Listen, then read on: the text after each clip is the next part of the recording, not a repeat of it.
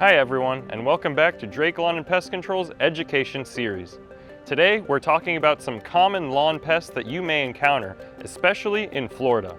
We'll cover what these pests are, the problems they cause, and how we take care of them to keep your lawn healthy and green.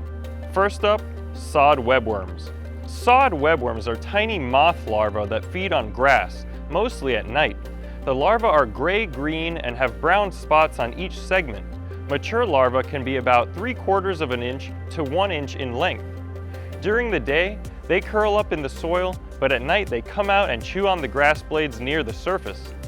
Young larvae just skeletonize the blades, while older ones can chew them all the way down near the soil surface. If you're seeing small patches of grass that look closely clipped, maybe 1 to 3 inches across and kind of ragged, that could be sod webworm damage. To check for them, part the grass and look down at the soil surface. You might see tiny chewed leaves, silk webbing, little green droppings, or even the larvae themselves.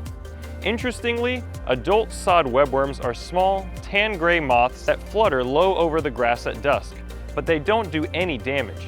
They lay eggs randomly on grass at night, and eggs hatch about a week later. Next is a less common but still important pest, the yellow striped armyworm. This is a caterpillar that feeds on grass blades during the day and usually targets Bermuda grass. The brownish pupa is about 18 millimeters long and 5.5 millimeters wide. The adult yellow striped armyworm moth has dark forewings with white and brown markings and white hind wings. The wingspan ranges from 32 to 38 millimeters. These armyworms overwinter as pupa in the soil, and in Florida, the first generation of moths starts to emerge in early spring. After mating, the moths lay eggs on grass and nearby surfaces. The ribbed greenish egg gradually becomes pale pink or brown before hatching. The egg mass is covered with scales from the moth's body. The larvae hatch and begin feeding, and they grow pretty quickly, going from tiny to full grown in just about 3 weeks.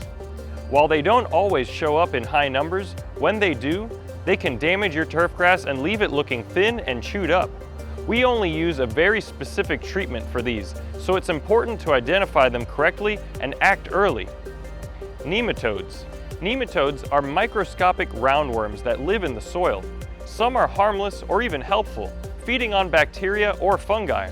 There's a specific group of plant parasitic nematodes that can damage lawns. These use a tiny needle-like mouthpart to pierce grass roots and feed on them, weakening the root system over time. As plant parasitic nematodes feed, they damage the root system and reduce the ability of the grass to obtain water and nutrients from the soil. Roots may be abnormally short and appear darkened or rotten when damaged by plant parasitic nematodes. When nematode levels are high, or when the lawn is already stressed by heat or drought, you might start seeing symptoms like yellowing, thinning, wilting, or even dead patches.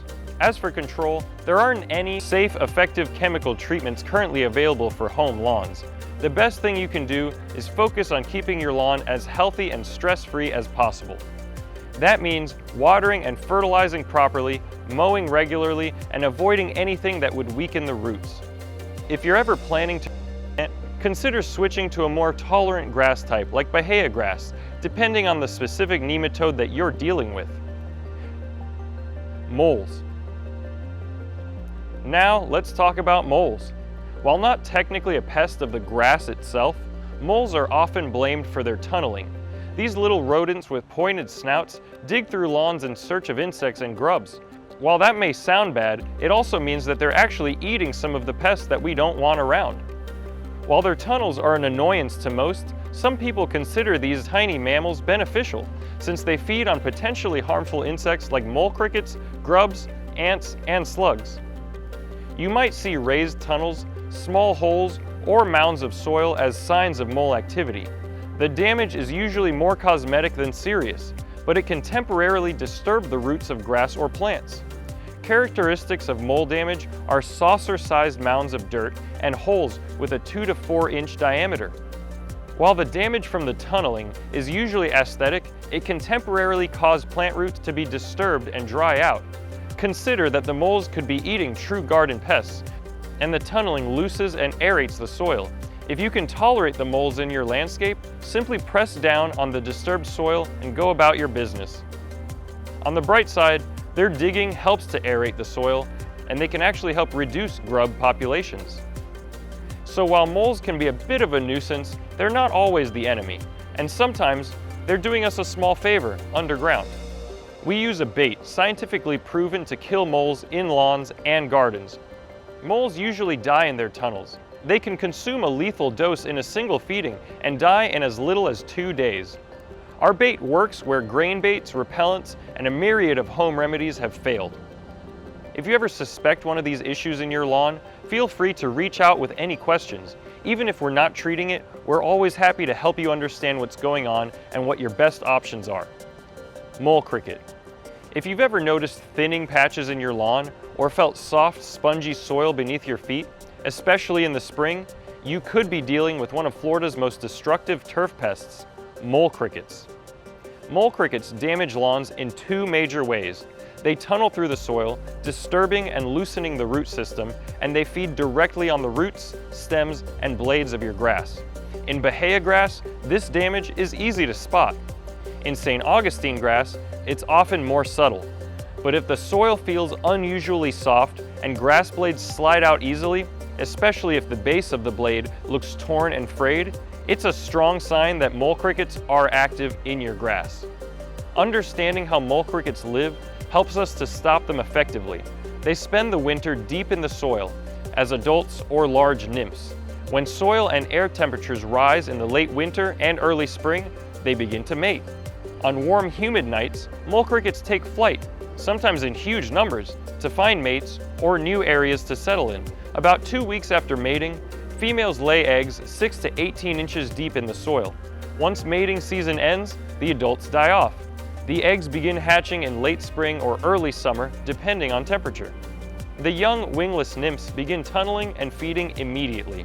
Mole crickets are strong flyers and are attracted to lights at night, especially bright ones like floodlights and fluorescent signs. That's why they're often found near gas stations or tennis courts after dark. We treat mole crickets at the source. When we identify signs of tunneling or damage, we tailor our treatment to match the current weather conditions, depending on if the grass is wet or dry. With precise timing and professional grade treatments, we stop mole crickets before they take over and protect your lawn from future damage.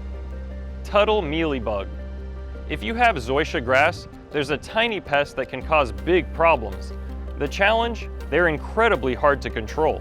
Tuttle mealybugs hide deep in the thatch layer, that dense mat of dead grass at the base of your lawn where they avoid predators and insecticides. The thicker the thatch, the worse the infestation.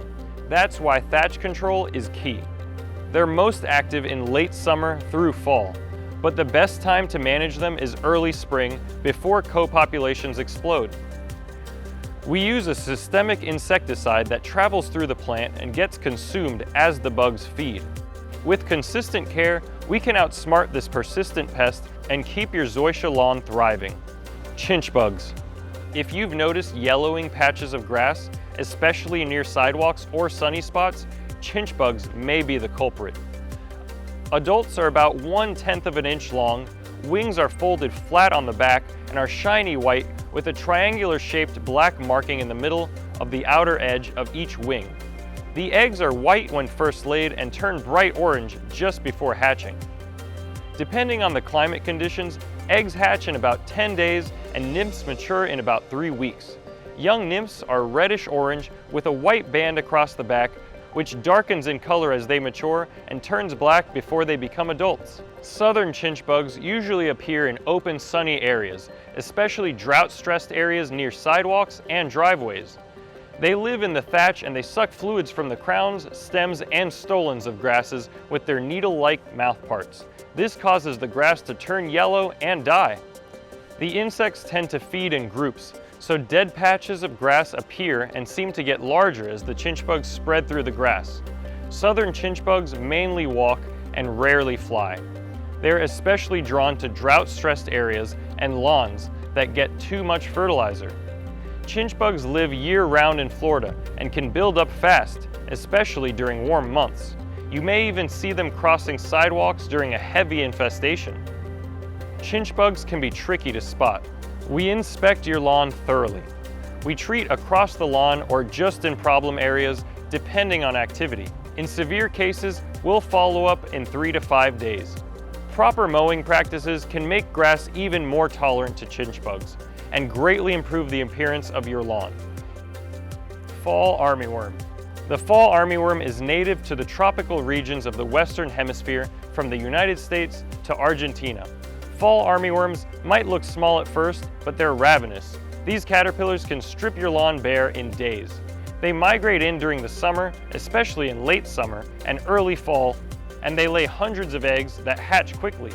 The larvae are easy to identify thanks to their inverted white Y on their heads and their striped bodies. They feed mostly at night or during cloudy days, so damage can sneak up on you. Their life cycle is completed in about 30 days during the summer, but in about 60 days in the spring and autumn, and 80 to 90 days during the winter. The eggs are sometimes deposited in layers, but most eggs are spread over a single layer attached to foliage. The female also deposits a layer of grayish scales between the eggs and over the egg mass, imparting furry or moldy appearances. The duration of the egg stage is only 2 to 3 days during the summer month. Early detection is key. We scout for egg masses and young larvae. We apply targeted insecticides when needed, especially during known active periods. Your lawn health is monitored closely as armyworms move fast. If you've seen sudden damage or suspicious patches of chewed grass, this may be the reason. Grubs. After hatching from eggs, small grubs of all 3 groups feed on grass roots. The first evidence of injury is localized patches of discolored and dying grass displaying symptoms similar to moisture stress. Dead patches are small at first, but enlarge and coalesce as grubs grow and expand their feeding sites. White grubs are the larval stage of beetles, and they cause damage below the surface. They feed on grass roots, leading to yellowing, spongy turf that can be rolled up like a carpet. Grubs are C-shaped, white-bodied insects with brown heads.